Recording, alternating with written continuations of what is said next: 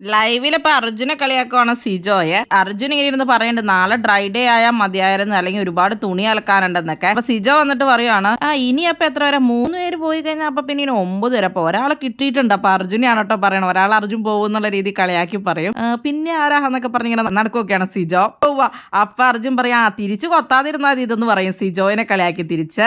എന്നിട്ട് പിന്നെ സിജോ അപ്പൊ അർജുന്റെ അടുത്ത് പോയിരുന്ന് കെട്ടിപ്പിടിച്ച് ഉമ്മയൊക്കെ കൊടുക്കുന്നുണ്ട് കേട്ടോ. അവരുടെ ഫ്രണ്ട്ഷിപ്പ് ഒക്കെ കാണാൻ നല്ല രസമാണ് ശരിക്കും. അർജുൻ അപ്പൊ ഈ ആഴ്ച പോവും, അപ്പൊ പിന്നെ തുണിയൊന്നും അലക്കണ്ടല്ലോ എന്നുള്ള രീതിയിലാണ് സിജോ കളിയാക്കുന്നത്. അങ്ങനെ അത് കഴിഞ്ഞിട്ട് പിന്നെ അവർ നമ്മൾ ഡിസ്കസ് ചെയ്യാണ് ആരാണ് പോണേന്നുള്ളത്. അപ്പൊ ജാസ്മിൻ വന്നിരിക്കുമ്പോ പറയുന്നുണ്ട് റസ്മിന്റെ ഉമ്മോടെ എങ്ങാണ്ട് സിജോ പറഞ്ഞു റസ്മിൻ ഈ ആഴ്ച ഔട്ട് ആവും എന്നുള്ളത്. അതുപോലെ 12ാമത്തെ ആഴ്ച എങ്ങാണ്ട് ശ്രീതു ഔട്ട് ആവും പറഞ്ഞിട്ടുണ്ടെന്നൊക്കെയാണ് സിജോ പറയണത്. അപ്പൊ അർജുൻ പറയുന്നുണ്ട് സംഭവമൊക്കെ പറയൽ നിർത്തിക്കോന്നൊക്കെ ഉള്ളത്. തമാശക്ക് ഇവർ സംസാരിച്ചുകൊണ്ടിരിക്കുന്നതാണ്. അത് കഴിഞ്ഞിട്ട് ജാസ്മിനാണ് അഭിഷേക് കളിയാക്കണത്. അഭിഷേക് എന്നിട്ട് അപ്പൊ ജാസ്മിനോട് പറയും അടിച്ചു വാരാനൊക്കെ. അപ്പൊ കുറച്ചു നേരം ഈ അർജുനോട് പറഞ്ഞുകൊണ്ടിരിക്കണം ഈ ലിവിംഗ് റൂമിന്റെ ഇവിടെ അടിച്ചു വാരുന്ന ഒരു മുറിയിൽ അടിച്ചു വാരിയിട്ടുള്ളൂ എന്നുള്ളത്.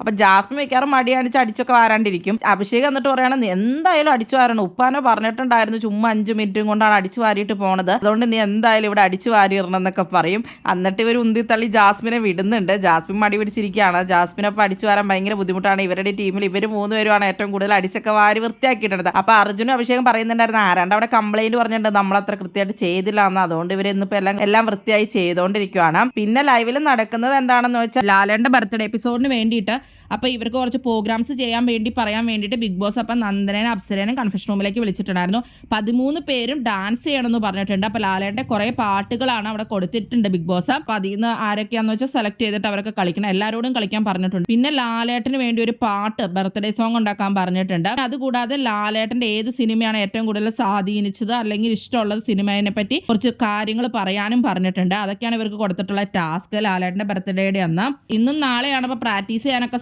സമയമൊക്കെ കൊടുത്തിരിക്കുന്നത്. അപ്പോൾ ഇനിയിപ്പോൾ ലൈവിൽ അതൊക്കെയാണ് നടക്കുന്നത്. ഇവരപ്പോൾ ഇത് സെലക്ട് ചെയ്തുകൊണ്ടിരിക്കുകയാണ് പാട്ടിനാണ് ഡാൻസ് ചെയ്യേണ്ടതെന്നൊക്കെ ഉള്ളത്.